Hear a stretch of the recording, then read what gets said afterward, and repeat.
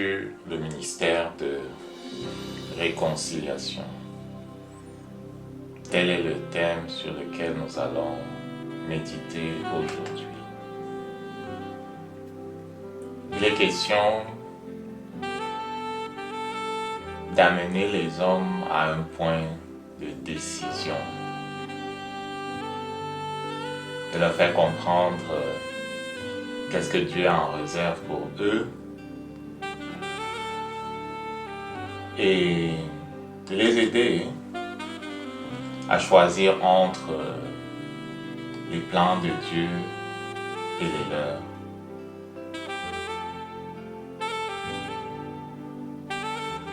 Dans la fondation du monde, nous dit la parole de Dieu, il a formé des plans pour chacun de nous. En nous envoyant sur la terre, c'est selon des plans bien définis que le Père a procédé et il écrit les choses de tout homme qui marche sur la terre. Quelle que peut être sa vie, qu'elle soit un échec ou qu'elle soit un succès, c'est toujours lorsqu'elle est menée selon ce qui est écrit dans le ciel que l'homme réalise vraiment les desseins de Dieu. Dans le ministère de réconciliation que nous avons reçu en tant que chrétiens, a vraiment pour but de faire en sorte que l'homme, après réflexion, choisisse d'embrasser les desseins de Dieu et à se laisser transformer par son esprit plutôt que de continuer de suivre ses propres voies.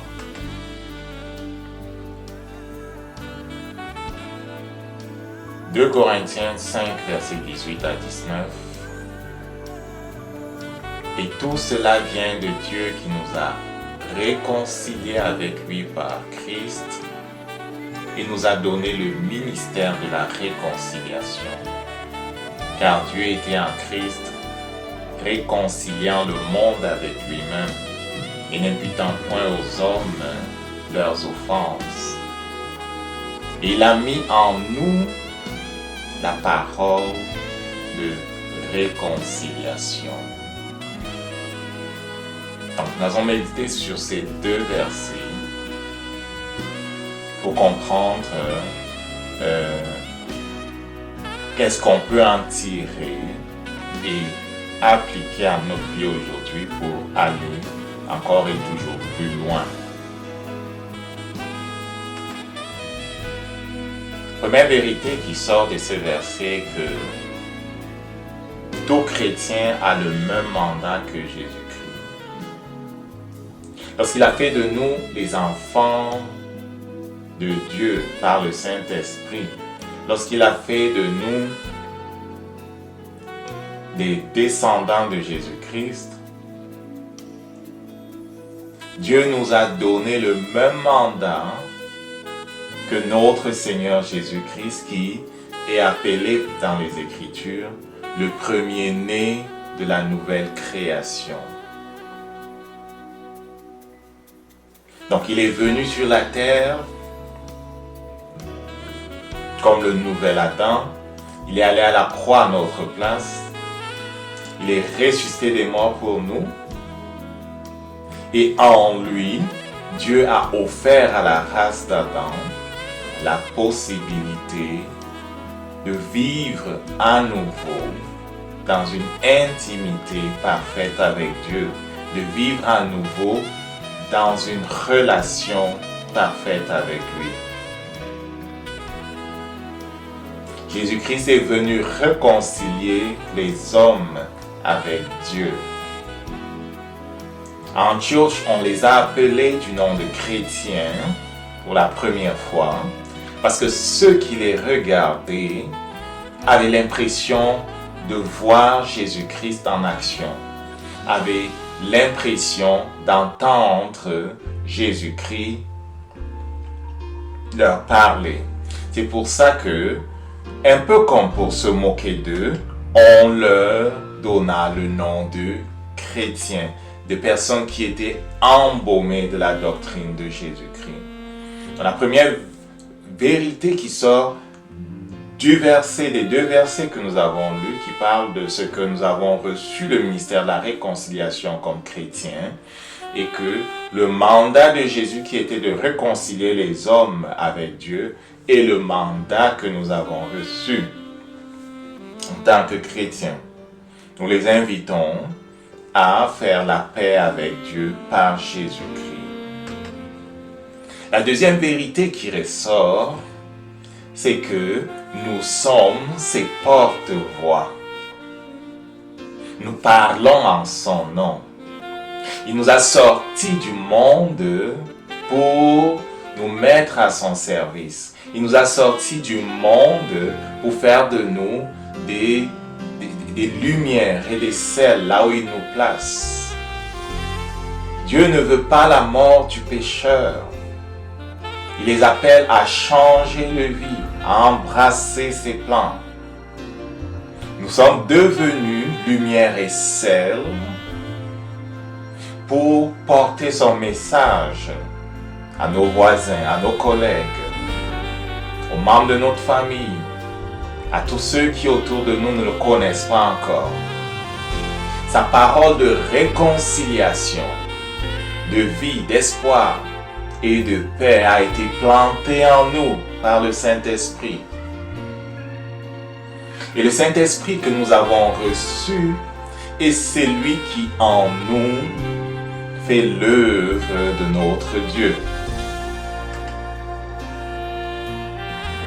De la même manière que Dieu était en Jésus-Christ, faisant la réconciliation du pécheur avec Dieu, il est aujourd'hui en nous par le Saint-Esprit et il continue de réconcilier les hommes avec lui-même. Nous sommes participants de sa nature. C'est une chose extraordinaire. Sa nature est amour, sa nature est bonté, sa nature est miséricorde envers la race d'Adam, créé à son image pour manifester sa gloire. Et il n'a pas hésité à offrir Jésus afin que l'homme retrouve sa position et sa place auprès de Dieu. Le Saint-Esprit vient dans le chrétien pour faire l'œuvre. Ne n'oublions pas, mes frères et mes sœurs, ce n'est pas une œuvre qui est faite par la chair et par le sang.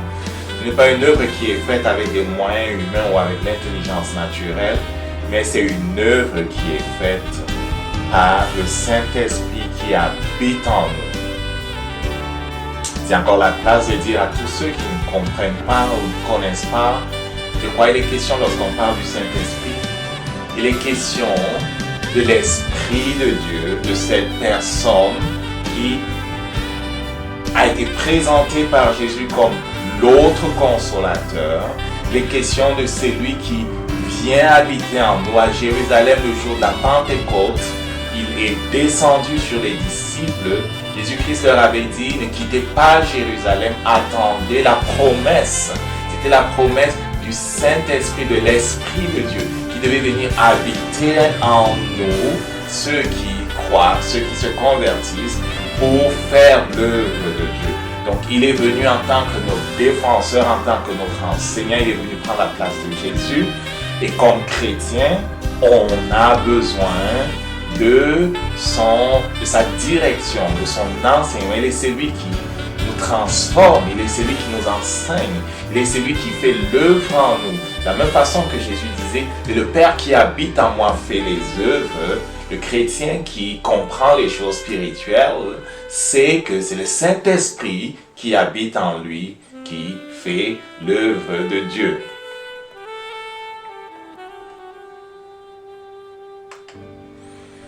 La parole de Dieu proclame que le salaire du péché, c'est la mort. La bonne nouvelle que nous faisons entendre est que Dieu n'impute pas aux pécheurs les conséquences de sa faute.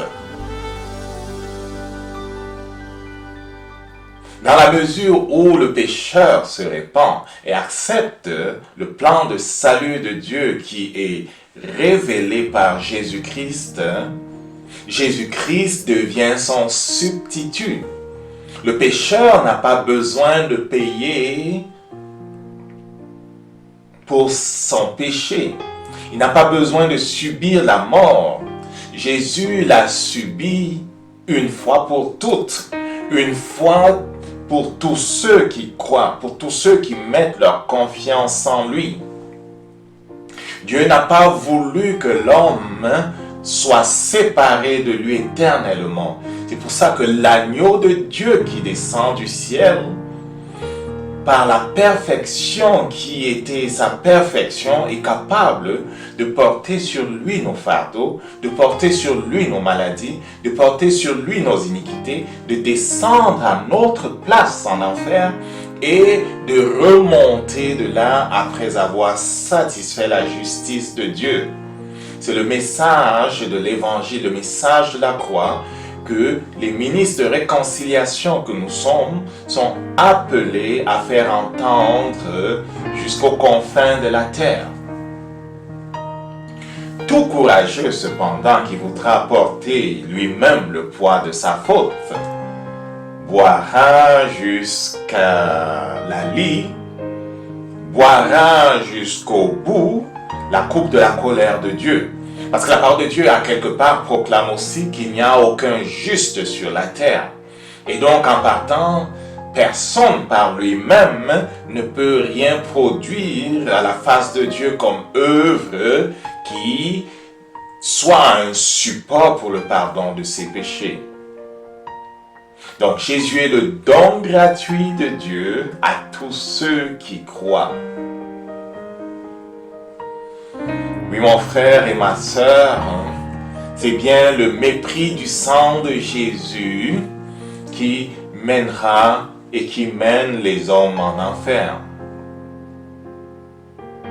Ceux qui y vont sont premièrement coupables d'avoir méprisé la croix, d'avoir rejeté le plan parfait de Dieu, d'avoir pris pour appui leur propre justice plutôt que la justice de Jésus-Christ, d'avoir pris pour appui des choses naturelles plutôt que le sang de Jésus-Christ. Dieu est Dieu.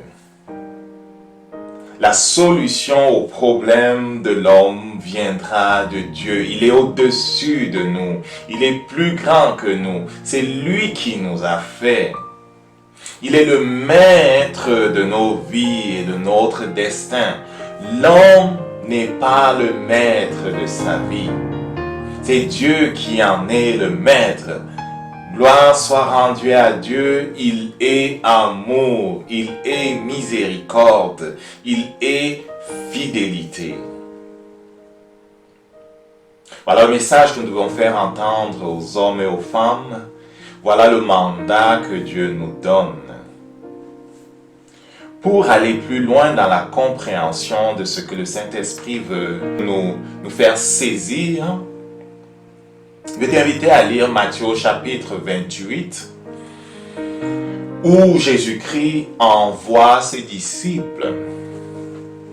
À partir du verset 16 jusqu'au verset 20, Jésus-Christ rencontre ses disciples, c'est le jour de l'Ascension,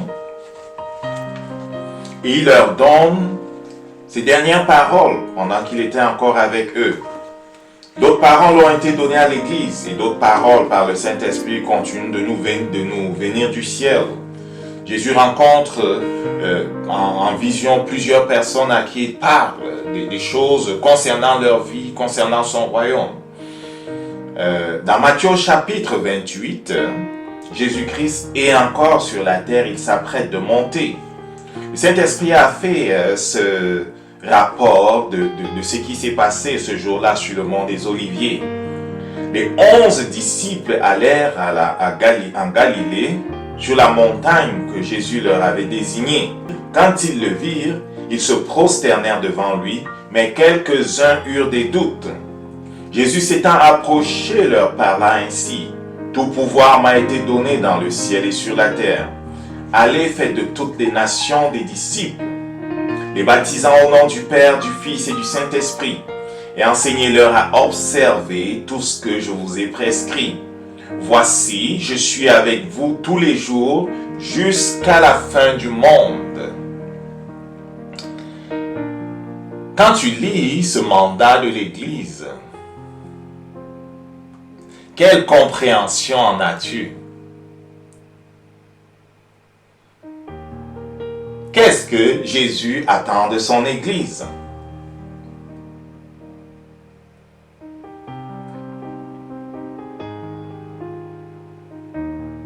C'est au verset 19, si tu regardes bien, il dit « Allez ». Ce n'est pas une suggestion, c'est un commandement. « Allez, faites de toutes les nations des disciples, les baptisant au nom du Père, du Fils et du Saint-Esprit. » Allez. Il les envoie dans le monde, il les envoie vers les pécheurs, il les envoie vers ceux qui n'ont pas encore entendu son évangile. Et il demande que l'Église, et toi et moi, en tant que chrétiens, faisons partie de l'Église, que l'Église fasse de tout homme un disciple.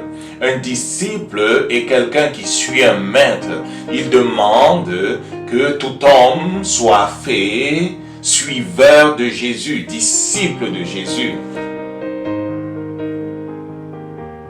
La question qu'on peut se poser à propos de ce mandat, c'est quel changement est-ce que je pourrais opérer dans ma vie?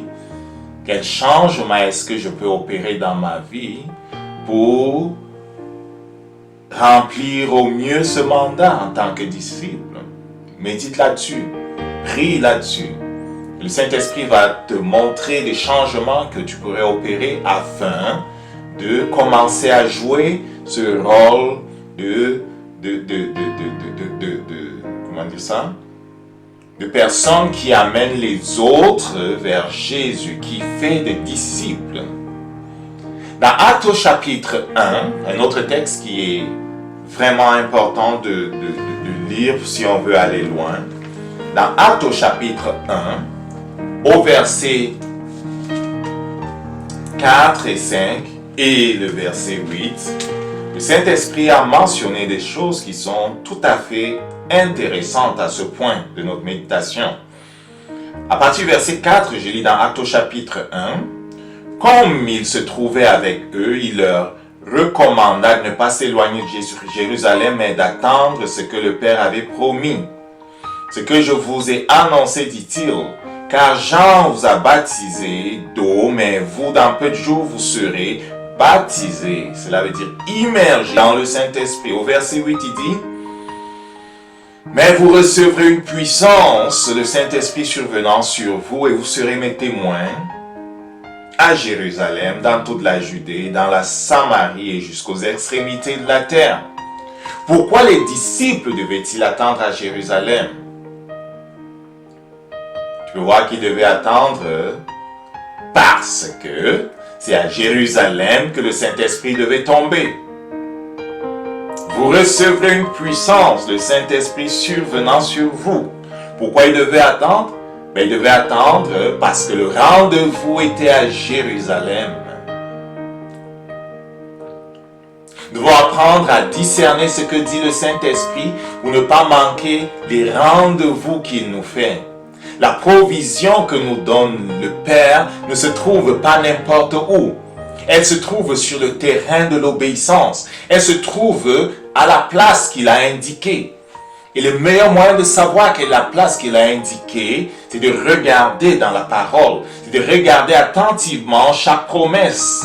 Et les conditions attachées, elles définissent, chaque fois qu'il y a une promesse, les conditions attachées définissent le lieu où le rendez-vous est fixé par Dieu pour recevoir ce qu'il promet. Donc pourquoi les disciples devaient attendre à Jérusalem?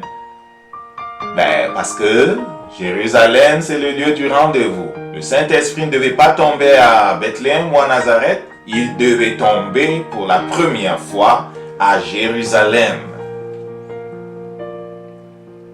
Examinons nos vies. Comment pouvons-nous mieux profiter du soutien du Saint-Esprit pour faire l'œuvre que le Père nous a confiée?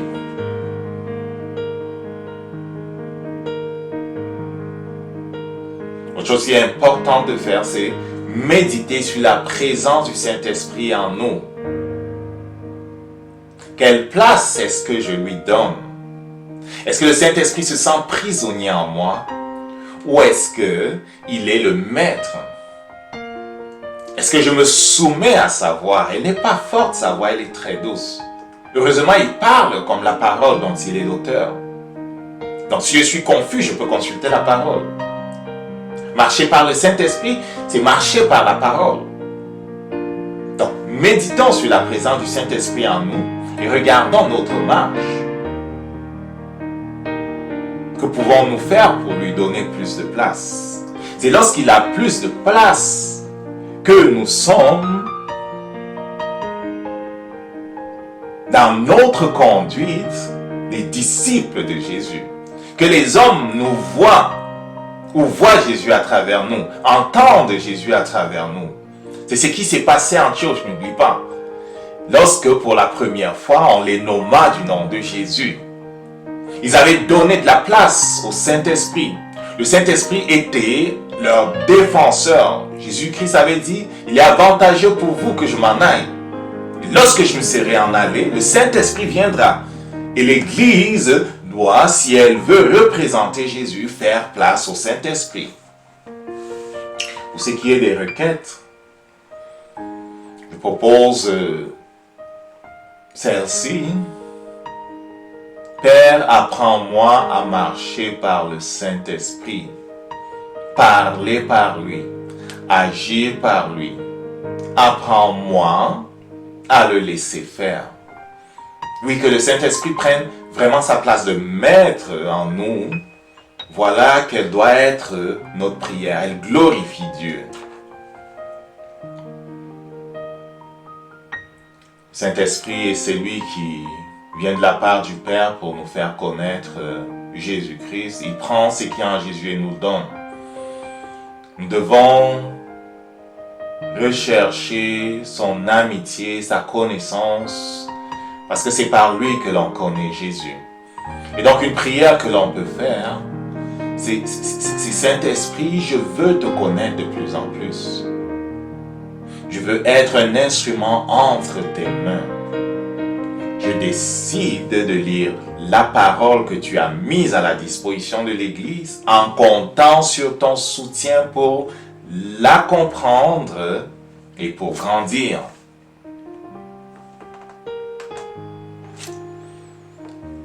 Une autre quête que l'on peut faire, et je nous encourage à la faire même chaque jour, c'est prier qu'au fur et à mesure que l'on reçoit et met en pratique la parole de Dieu, qu'elle opère en nous des changements profonds, qu'elle nous établisse à notre place. Et que de plus en plus nous pensions comme notre Dieu, que de plus en plus ces voix ne soient pas comme étranges, que nous ne soyons pas scandalisés lorsqu'il parle. Nous nous éloignons de l'Égypte, du monde, pour de plus en plus penser comme notre Père. Une autre prière que l'on peut faire, et même tout le temps, c'est que le Père illumine les yeux de notre cœur, afin que nous connaissions quelle est l'espérance qui s'attache à la perle qui est sur nos vies, au mandat qu'il nous a donné. Je nous encourage, frères et sœurs, à honorer Jésus par une obéissance de tous les instants. Donc, je rappelle qu'aujourd'hui, nous avons médité sur 2 Corinthiens au chapitre 5, à partir des versets 18, du verset 18 jusqu'au verset 19. Et dans ces versets, le Père nous confie le ministère de la réconciliation. Il nous appelle aux côtés de Jésus comme substitut roi et prêtre, parce que Jésus est le roi par excellence et le prêtre par excellence, mais nous sommes ses substituts, nous travaillons sous sa couverture, nous sommes ses représentants sur la terre. Il nous appelle à faire le même ministère que Jésus, amener les hommes à reconnaître leur misère loin de Dieu et à embrasser les plans qu'il a pour chacun de nous. Il n'y a pas 1000 chemins, il y a un seul chemin, Jésus-Christ.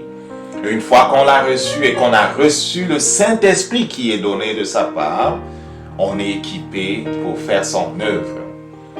Le Seigneur te bénisse alors que tu continues de méditer sur ces choses glorieuses qui sont pour nous. Que la paix soit avec toi.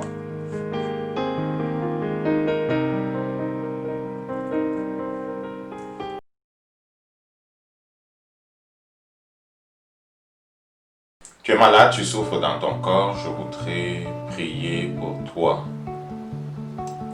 Avant de prier, je vais lire 3-4 versets dans l'Évangile de Matthieu au chapitre 8, afin de nous donner comme un fondement sur lequel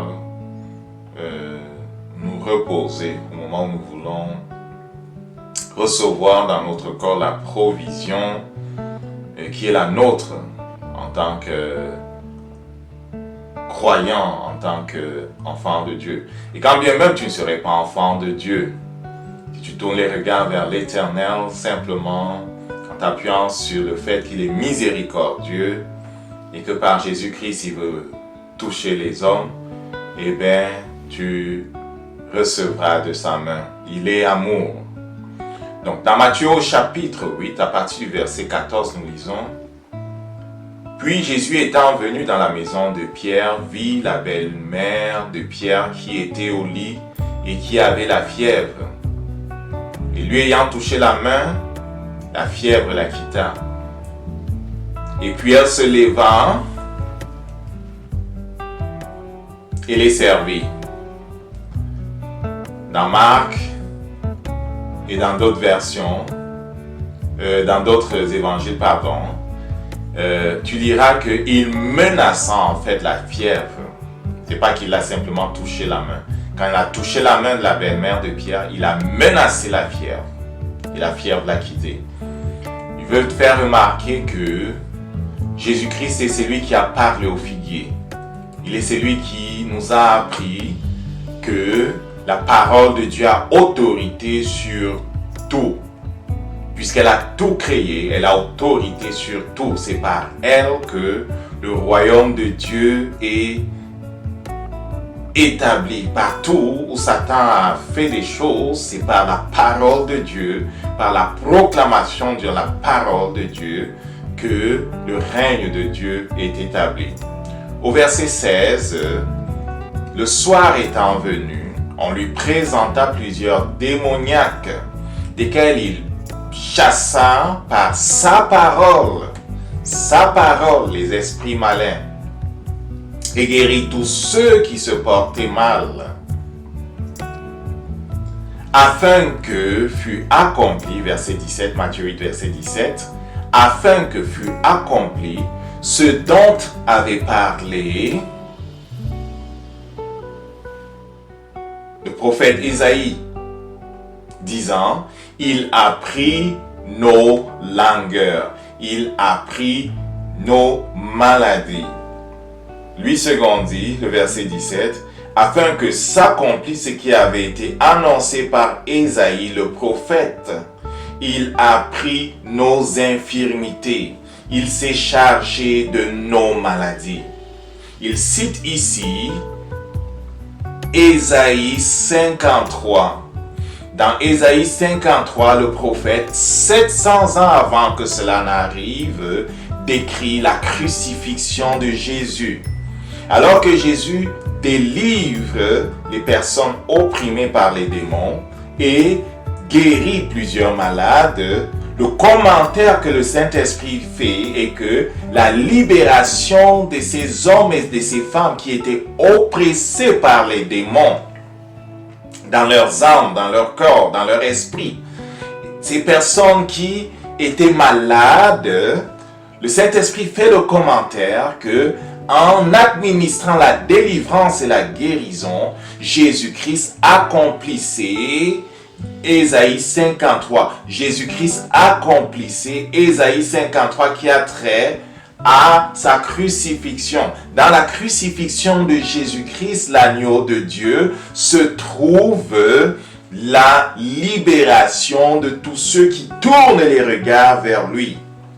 Libération du péché, oui, mais libération de la maladie, libération des oppressions du diable.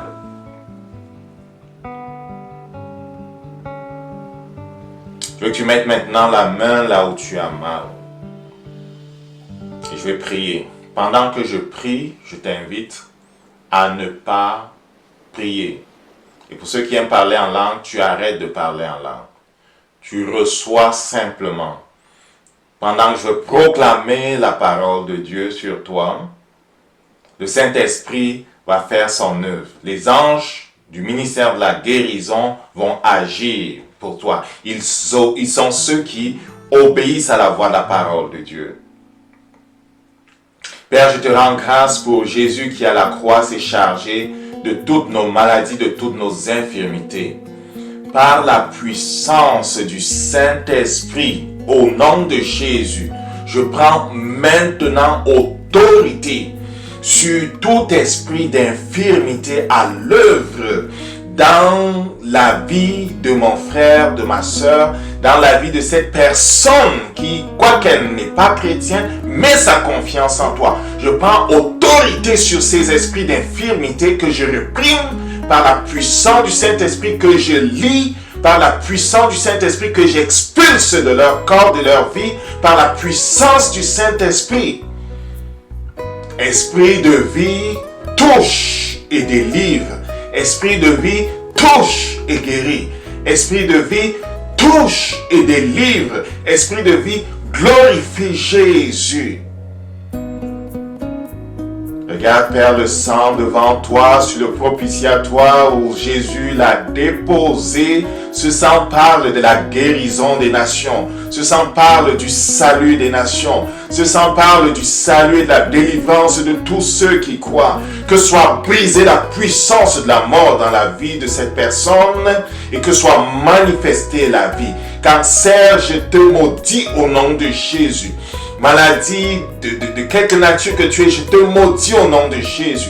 Maladie du cœur, je te maudis au nom de Jésus. Maladie du foie, je te maudis au nom de Jésus. Je prends autorité sur chaque cellule du corps. Je commande la vie au nom de Jésus. Je prends autorité sur le métabolisme cellulaire. Je commande la vie au nom de Jésus. Que ce qui est déplacé soit replacé par la puissance du Saint-Esprit.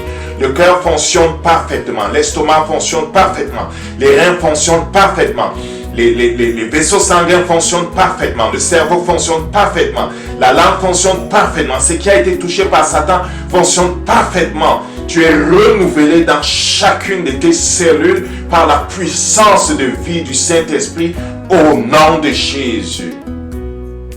Lève les mains et rends grâce à Dieu. Rends grâce à Dieu qui te délivre. Rends grâce à Dieu qui te délivre. Rends grâce à Dieu. Fais ce que tu n'étais pas capable de faire. Fais-le au nom de Jésus. Proclame maintenant. Ouvre la bouche et proclame maintenant la grâce et la faveur de Dieu. Proclame le règne de Dieu. Marche, lève-toi si tu n'es pas capable de te lever. Cours si tu n'es pas capable de courir. N'écoute pas ton corps, n'écoute pas ton cœur, n'écoute surtout pas ta tête.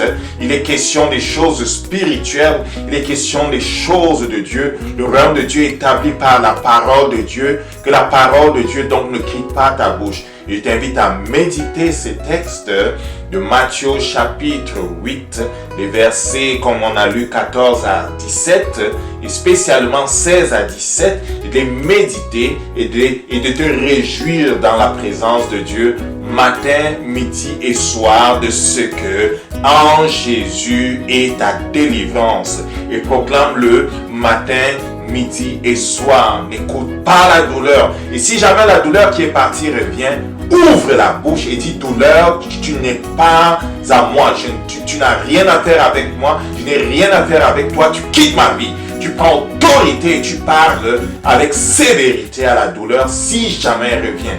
Et tu continues de glorifier Dieu de ce qu'il agit par sa parole dans ta vie.